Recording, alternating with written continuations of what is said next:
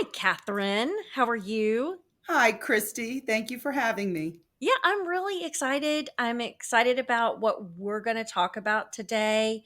Um, I met Catherine. Oh my gosh, we've known each other now 3 years. Yeah, Yes, I about think three about years. 3 years. Yeah. Catherine was working at the JCC at the time, and you came to a seasoned conversations as a speaker and talked about JCC at the time. And I was, right. I think the timing was just perfect for the spring expo, senior expo that you guys have, or I think still Mhm. have, that the Yes. JCC still does. And so from there, Catherine and I got to know each other. We hang out in a lot of the same circles with all people who service older adults. And now Catherine is with Angel Valley Hospice, and you guys are doing such a great job. They are taking care of my mother in law right now, and we really do appreciate what you guys are doing. I think it's amazing the quality of life that has improved for my mother in law on hospice care, and a lot of people Oh, good. don't even realize that. So I'm glad that we're having this conversation. I hope that people can come away from our 20-minute video or whatever we're going to end up doing and know a little bit more about hospice care and know a little bit more about when it happens for their family, how and what they need to do. So tell everyone a little bit about how you got involved in hospice care, because um, you weren't doing that when we first met, but you are now. So let's talk That about is a that. very good question, Christy. I was working for 10 years as the senior program director at the JCC, the Jewish Community Center. And it was basically working with active seniors and providing educational programs and exercise programs. We provided a great lunch every single day in coordination with the Dallas Area Agency on Aging. And as you mentioned, I ran the annual senior resource fair called the Senior Expo for 10 years. And I got to meet wonderful people like you. Angel Valley Hospice was a group of professionals coming in that had been in the hospice world for many years in different roles with different companies. And these professionals met and decided to form their own company, knowing what they liked and what they didn't like by seeing what was out there in our competition. There's over Yeah. 700 hospice companies in the DFW area. Wow. That being said, they were also going after a special accreditation, making sure that they could help people of all different faiths and cultures. So they were getting a special accreditation in Jewish hospice, which takes quite a lot of hoops to jump through. And they brought themselves to the Jewish Community Center and asked for someone who could introduce them to the community. And because of my role in the resource fair, Angel Valley Hospice was introduced to me. And I sat on their advisory board for several months. And basically, we fell in love with each other because we were all on the same page with wanting to help seniors in a very different and very compassionate way. And they asked me to join the team, and here I am. And I had to learn a lot about hospice, going from active agers to people that are requiring hospice. Well, a lot of people maybe don't really understand everything that hospice does do. Can you talk a little bit about what are the services that hospice provides to a family and their loved one? Absolutely. So, when a person is no longer seeking active care for a disease, that they've gone through all of the medical possibilities and they no longer are getting any more help or curative opportunities, they now want to be comfortable. They want to spend the rest of their lives in a comfortable position, maybe in their home, maybe in a community. And that is precisely what we do. When you bring us in, it's almost as if you're bringing a hospital to your home, to where you're living. And what I mean by that is you no longer have to go out to medical appointments. All of your medical care is taken care of by our medical team. You no longer have to look around and get prescriptions for any infection that should arrive, like a UTI or a bad head cold. That will be provided by us in addition to your regular medication. Now, let's say you don't have all of the durable medical equipment, such as bedding, beds, medicine, tables, special catheters. I'm trying to think of all the different things you might need, a rollator, Oxygen. oxygen, anything like that. We then bring that into your home and we order it. And it's anything changes, any needs increase or decrease, we can manage that as well. Yeah, and I'm sorry. you guys also, so my mother-in-law is in a facility, a memory care facility, so you guys go into whatever happens to be their home environment. Exactly. It's the patient's home, wherever they're living. Yeah. Absolutely. With the exception of coming into a rehab or a hospital because they're already in a hospital setting. And the one thing wonderful about Angel Valley Hospice and all hospices is we're picked up 100% by Medicare if the Okay. patient is over 65 and on Medicare, obviously. Right. But you don't have to pay for anything, but think about it from the hospital point of view. If you're already currently in a hospital, we're unable to help you because you're in a hospital. If Right. you're already in a skilled nursing facility, you're already under the care of a hospital setting.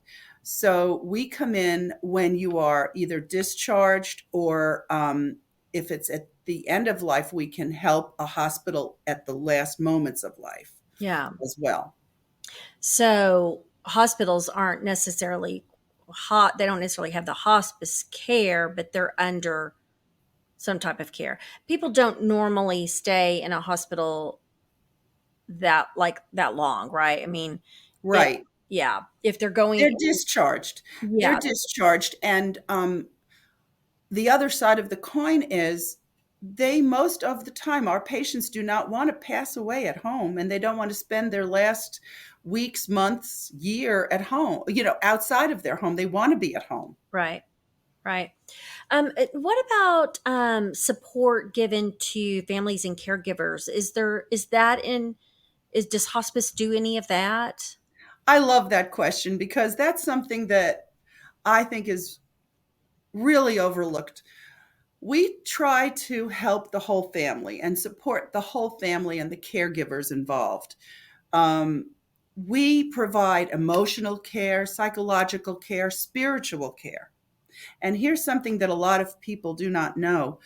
After a patient passes away, we provide up to 13 months of support, emotional, spiritual support after in the grieving period. Yeah, So 13 months is sort of arbitrary. I like to think of it as the first month, who knows what goes on after a loved one passes. You're sort of in a different mindset. But then after that, you realize you really need more support. And that's where we come in. We can support you for up to 13 months afterwards. well, I think of my husband, his first wife was on hospice following pancreatic cancer diagnosis and she wanted to be at home. And so they set up a beautiful room for her. The hospice company came in. And unfortunately, somewhere or else, there was a miscommunication, and his hospice company did not share with him about the emotional support they could have given him after. And he spent a lot of time because he totally respects mental health capacity. And he spent a lot of time finding a grief support group or um, a counselor that could help him. Whereas, had the hospice company mentioned to him, you have this support. So I try to say it right up front so the family remembers it's so important to get yeah. mental health support afterwards. If you think about 13 months, to me, it's you hit all those firsts, all the things that might come up, all the things you didn't know, that maybe Yeah. that other person took care of. That's so smart to do Mm, that length of time. yes. One of the things that I recently heard someone say, and I thought it was so interesting, and I wanted to ask you about it. They said people don't call hospice early enough. And I Oh, yes. You're yeah, you're you're you're listening to something that is so near and dear to my heart as well, because the earlier the better. Of course, we want to provide compassionate and dignified end of life support. But the longer you have that support, we find many patients survive longer. We want to support the family and help make the right decisions. But very often, a patient will come onto hospice care way too late, in the last 24 to 48 hours. oh gosh. It's still useful, don't get me wrong, but Yeah. the earlier that the patient comes on, the more support the patient and the family has. And it's a much more gentle, compassionate, dignity filled way to end your life. And there's, as I said, emotional support, and the family can use that even longer. So it's a very difficult decision when to come on hospice. And hospice is a dirty word, it sounds so scary, Right. but we have to start to think of it as a really wonderful opportunity. So, therefore, the earlier you come on, the more help you get. And it's all basically covered by your Medicare insurance. So, there's not a longer expense. It doesn't affect you, it Yeah. will only help you. Yeah. So if a family is trying, maybe they're struggling with that decision, I mean, obviously having a conversation, can they reach out to hospice on their own? How does that work? Do they have to have a doctor referral? What is That is a that is a great question.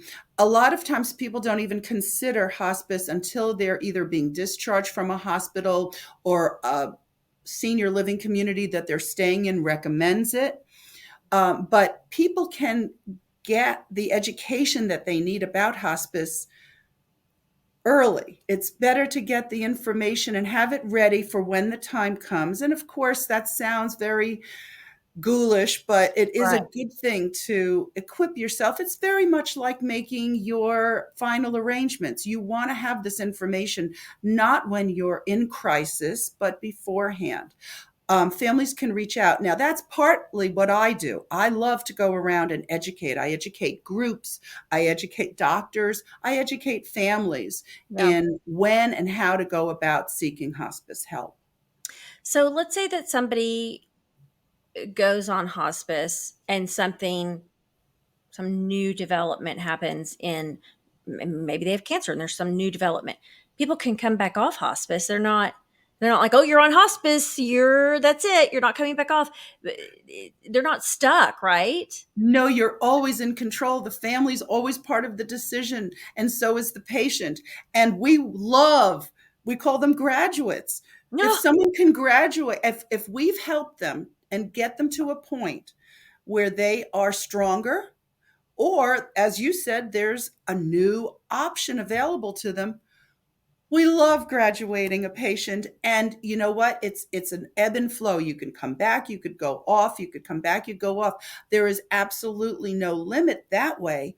However, we always say that people sometimes, again, live longer if they're on hospice. Yeah. We have people up to, I mean, right now we have someone that's been with us for 2 years. As you said, your mother-in-law has been with us for several months now. Yeah. And we like to feel that we've given our patients a longer, more comfortable time. So, therefore, as you said, please make sure that we all spread the word.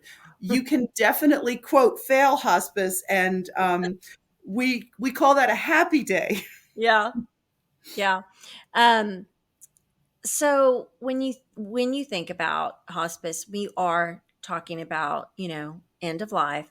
And so how are those choices discussed with the family and with the patient, and how do they honor those end of life choices that people want to make? They do want to have control. People want, their wishes known I before they want to can. reiterate, the Yeah. family and the patient are in total control. We make our suggestions, but we certainly can't force anyone to do anything. For instance, the decision for a do not resuscitate Yeah. order. Some families, it's against their culture, it's against their religion. They don't want to have a do not resuscitate order in place. Um, And an aside on that is, as long as they're aware of the good and the bad of that, the bad being if the patient has a problem and is ultimately hospitalized, we can no longer care for them temporarily while they're in the hospital, and very often just being transferred to the hospital will make them pass faster, and then and not during a hospice support. Right. So we recommend a do not resuscitate, for instance, but we totally honor they never have to sign it if they don't want Yeah. to. Yeah. Another thing that we have to keep in mind is we also offer a social worker at least once a month or more often if the family needs it. So, besides our doctors, our nurses, our aides, a social worker will come out and discuss anything that you need to really explore in depth with as many family members as you need. We speak to so many family members and extended family members because we welcome questions. In addition to that, we have chaplains of many faiths and creeds that can guide people spiritually in making some of these decisions. And then we have a community liaison like myself. I can go and just talk turkey with a family and they can ask me. And as long as everyone recognizes I'm non medical, but Yeah. we can get all the medical answers we want from our team. Got it. It's a lot of it's a lot to consider. I do think, Mhm. families need to know, luckily my mother-in-law was very clear in what she wanted before it got to the point where she couldn't tell us anymore. So, we know as a family. So I encourage families have those conversations. Those are tough Yeah, conversations to have, but they are important conversations to have. absolutely. They're vital. Yeah. I'm waiting to see if my dog is about to bark because somebody's coming in the door. Nope. I think we're good. My cat's really going to get a treat after this. um, okay, so Catherine, do you guys use volunteers with hospice? We do, Oh, um, okay. and we welcome volunteers, and anybody that's interested can call directly to our office or let me know. But our office number is 469-249-8440, and we love volunteers.